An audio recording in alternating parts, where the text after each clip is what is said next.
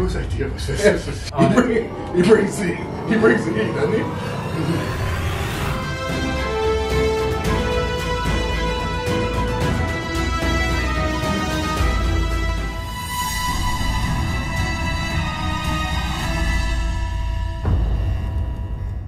What's up, everybody? Steve Pletz here with my business partner Thad Clendenin. We're doing the Hot Ones Challenge Real Estate Edition. We got medical staff standing in the wings. We've got waters and paper towels and all of it. So, Thad, my understanding is this goes from least terrible to most terrible, yeah? Yeah, absolutely. Bad to worse. I'm ready. So we're going to start out here with some Smokehouse jalapeno whiskey. Let's do this. I'm going to have to break my vegan fast. Golly, that's good. You know, the first one is already hot. I normally don't eat chicken because it's foul, but you're already jumping into your dad jokes. Hey, so as part of this, we're going to be asking questions. Okay. So I'll ask you a question, you can answer it, and then I'll answer the same question. Okay. As a real estate agent, what do you think sets you apart from others in the industry? I think in Southern California, the fact that I don't wear skinny jeans or have a pocket square. No, in all seriousness aside, I mean, honestly, I think what it is being able to, I don't want to say relate to people, but be able to really understand what people go through. With what, it's a huge amount of money that we're dealing with all the time in real estate. Yeah. A lot of stress. We just closed an escrow yesterday. The seller's friend was there and had been part of this, and he'd been through some really tough things in his life, and he said just watching the real estate transaction was the most stressful thing he's ever been through. So I think it's just being able to navigate and keep everybody together. I'm a little bit nervous that I'm going to burn through the LaCroix in the water here quick. Yeah. But I agree. I think that the same for me. I used to say that I was the unique combination of youth and experience. I'm now 40, so I don't know if I can claim youth. You still got it. You still got it. Middle-aged and experienced. I mean, but I think that the knowledge of understanding where we are in the transaction, the experience of, hey, what can I do to help you best? Mm-hmm. But also the youth as it relates to marketing and video, and I mean, here we are doing a Hot Ones Challenge. So. Yeah. Honestly, too, my perspective on you, what makes you different is you're brave. Like you're courageous. You'll do crazy stuff, to market properties and stand out. So I think that's something else. All right. Is it wrong that I'm eating the whole hot wing? I know she kind of abandoned the ship. Yeah, because I'm looking at 2, 3, 4, 5, 6. Okay. Yeah. All right. The problem with being my age is it's hard to read. Oh, maybe I need to read all of these. Yeah. So Smokehouse, and this one is Fire Jalapeno. I think we got this one. Second one can't be that bad. Nah. This one isn't as bad as the first one. No, this one's not even hit me yet. Yeah. So this one is, what advice would you give to first-time home buyers or sellers, buyers or sellers?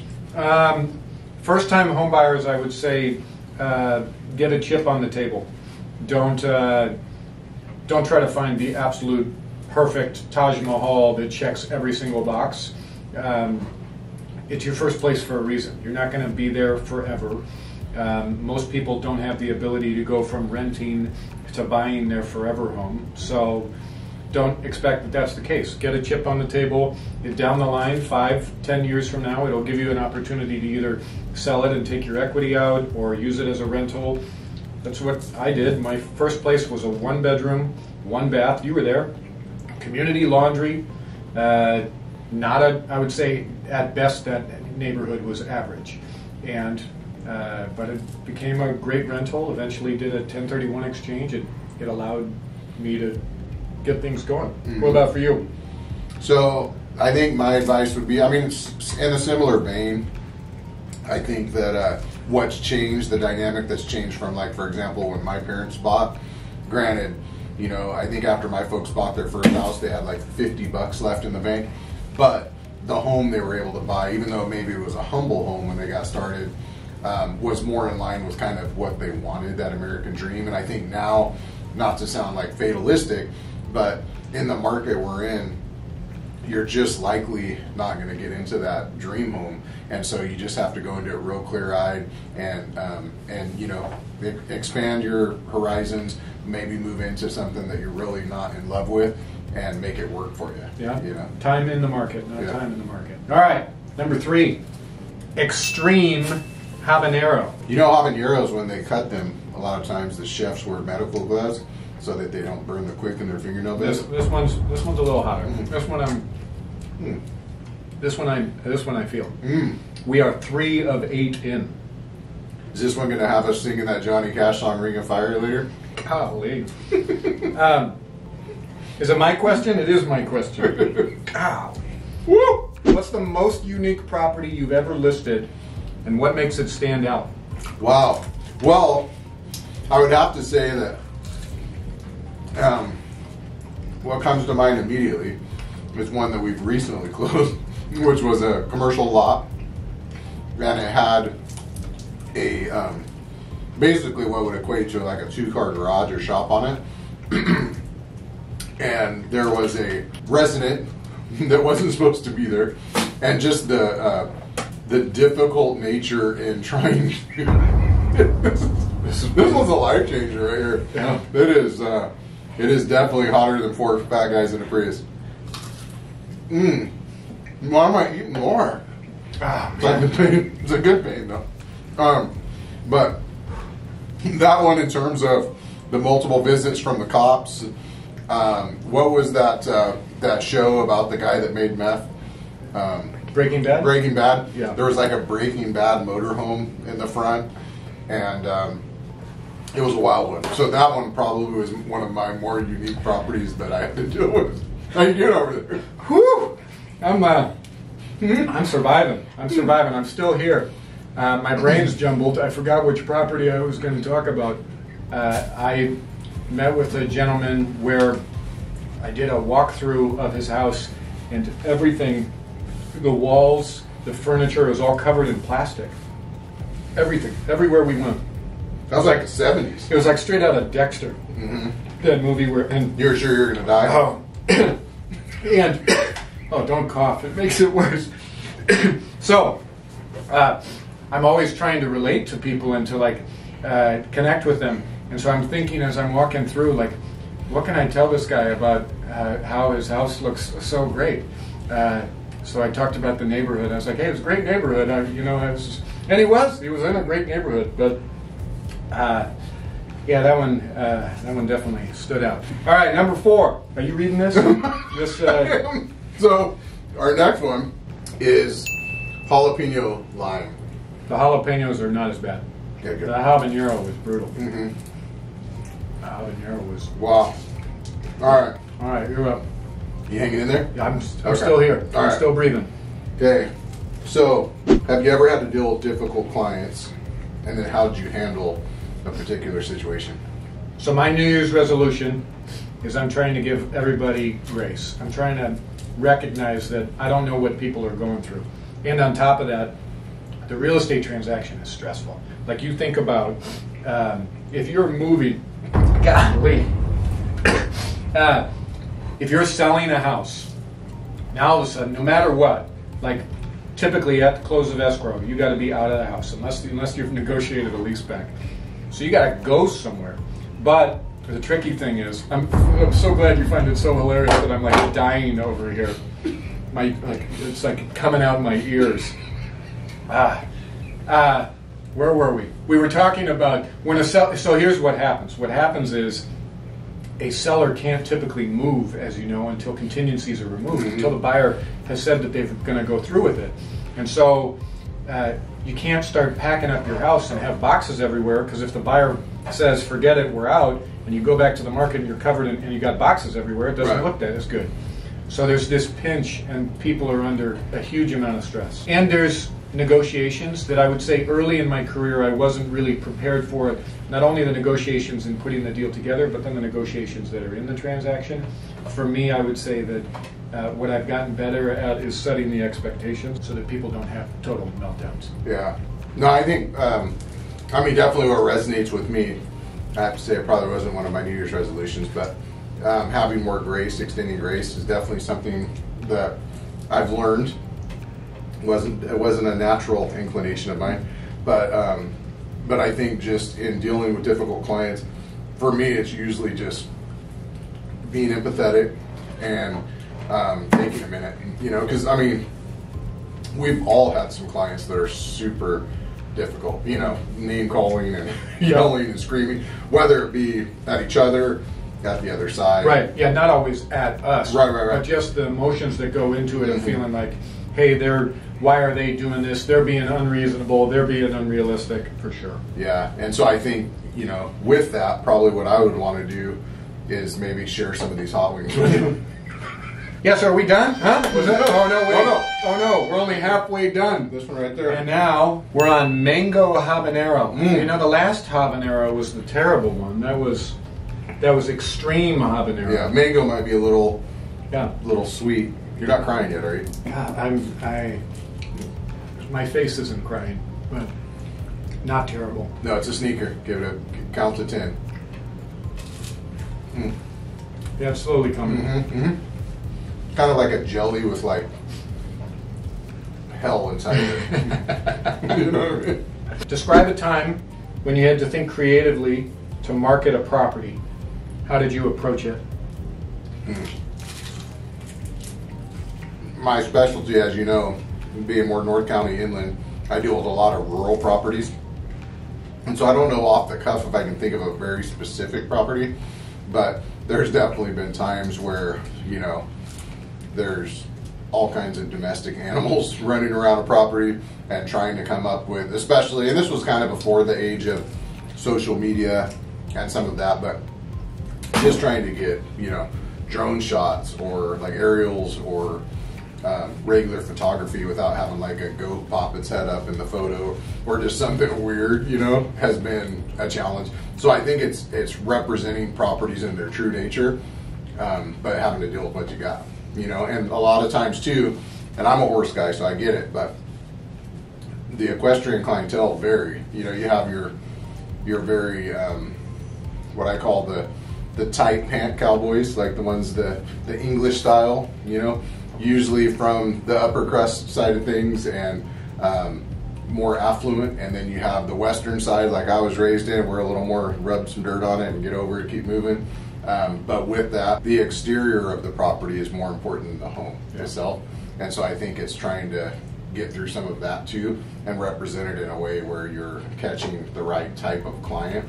And like for me, you know, a lot of times the way the land lays out and what's there is going to be more important to a degree than the home, you know. And so I think it's just marketing in a way that speaks to people. I like it. I would say for me, COVID definitely changed the way that many of us did business, where all of a sudden there were these new requirements, buyers had to sign forms, and so there became this interesting balance, I feel like, where we had to market people's property exceptionally well, but also not have them feel like this invasion of privacy. And so I think sellers sometimes have to navigate that a little bit, of the feeling like, look, your house isn't a product, but it also isn't your home anymore.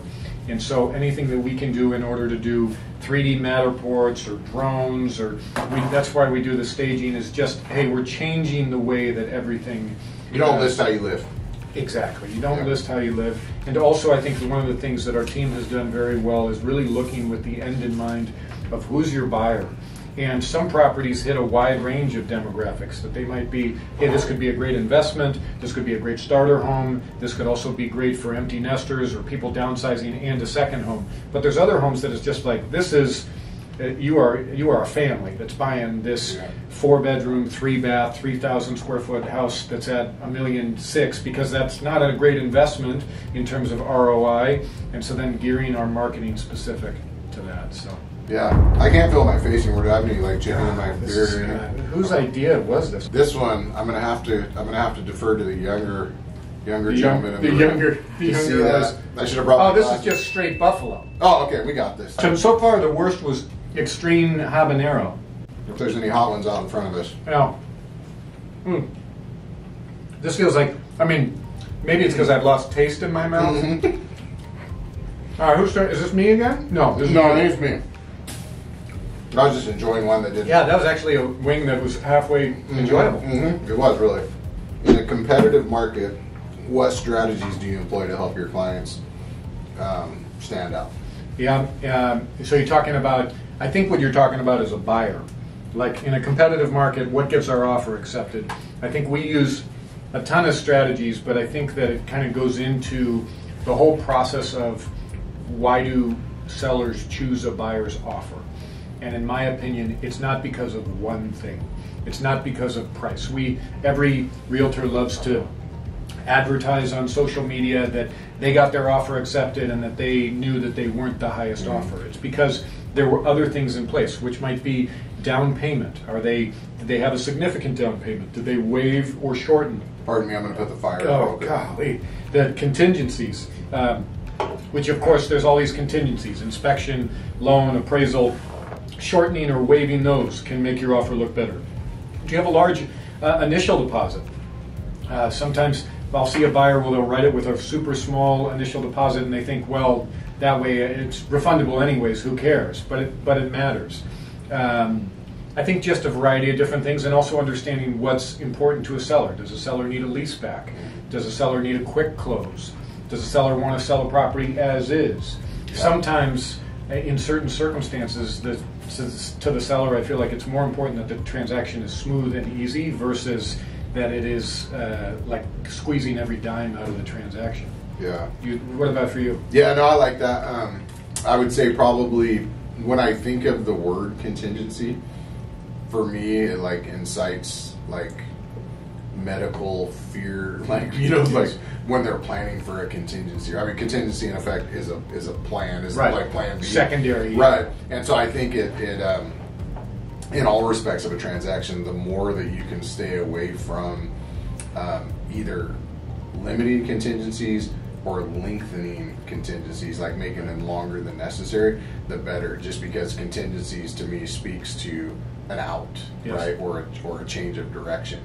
And so when clients are looking to get something done, within reason, all of us want some type of assurance that it's actually going to happen. And I think too that thinking about what does it look like for this other person, thinking that as a seller, as we talked about, a 30-day transaction, if you don't remove contingencies until day 17, that gives them basically 2 weeks to pack up their whole house and move to their next place. Yeah. That's a stressful squeeze. Yeah. But if you're telling them, hey, we'll remove all contingencies on day 9 and we'll give you 21 days, it doesn't seem like a lot, but it's more. Yeah, for sure.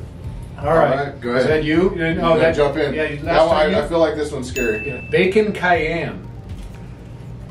No, this one's mellow. Oh, good. Like, yeah. This is like the setup. The setup was that this was going to get terrible, and after extreme habanero on number 3, yeah, I was kind of nervous that I was going to like. I am worried about the one though that's really bathed in stuff. Can you recall a particularly challenging negotiation that you've successfully navigated?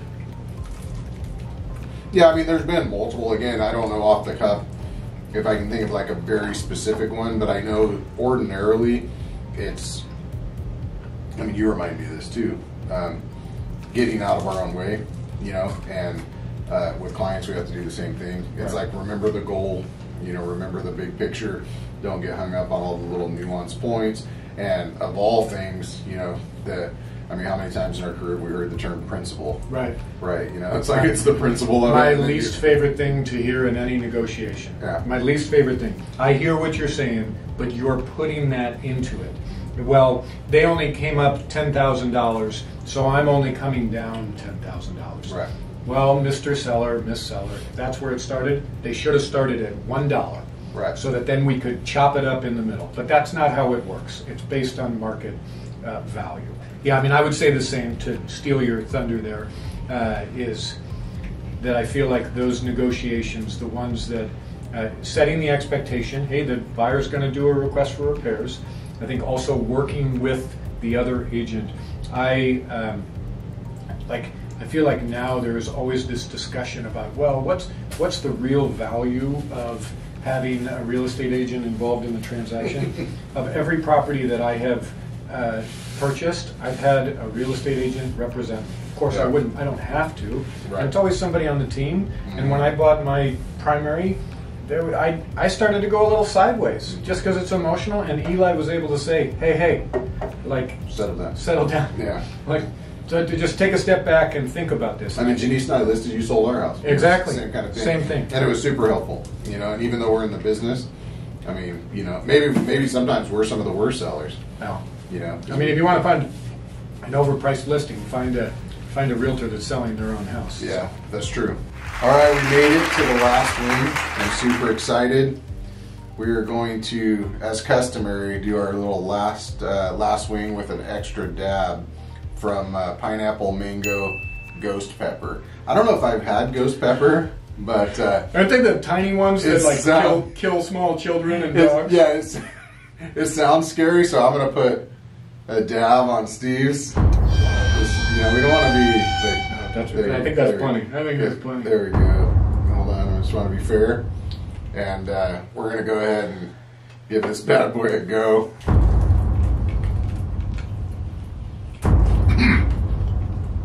That's awful.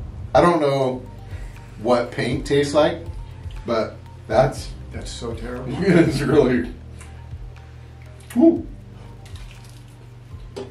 You're really. I'm proud of you. I'm having a moment over here. Who eats these? Oh, Whoa. that's all right. Body temperature went up like 4 degrees. Oh, Hmm. there's a question in here too, isn't there? There really is. Okay. Let me try to read this through the tears. Okay. How do you stay updated on market trends Whose idea was this? and changes in regulations? Oh, Don't touch your face. let me begin by saying I'm grateful that we, as a partnership, have a support staff in our team. Mm-hmm. Oh. But also with our brokerage. Oh. This is awful. This is terrible. Staying up with market trends. You know who I love? I love Stephen Thomas. He brings the heat, doesn't he? Oh man, like I'm still Really? I'm still really feeling Yeah. it. What I would say is that's not our strength. Mm-hmm. Our strength is to connect with people, to build trust, to I mean, build we rely on the relationships. brokerage for that, right? Oh, we rely on the brokerage, the team. Yeah. You sure you want a little more? Oh, whose idea was that last dab thing? My face That's, is on fire. I'm gonna end it just with a paper towel on my face. That was amazing. I think that's the hottest thing I've ever eaten. My like everything. Yeah, I feel like I have blisters. Well, thank you for joining us. This was always new and insightful ideas It really is. from the gals that help us handle social media. Yeah. So, you, Christine and Jackie.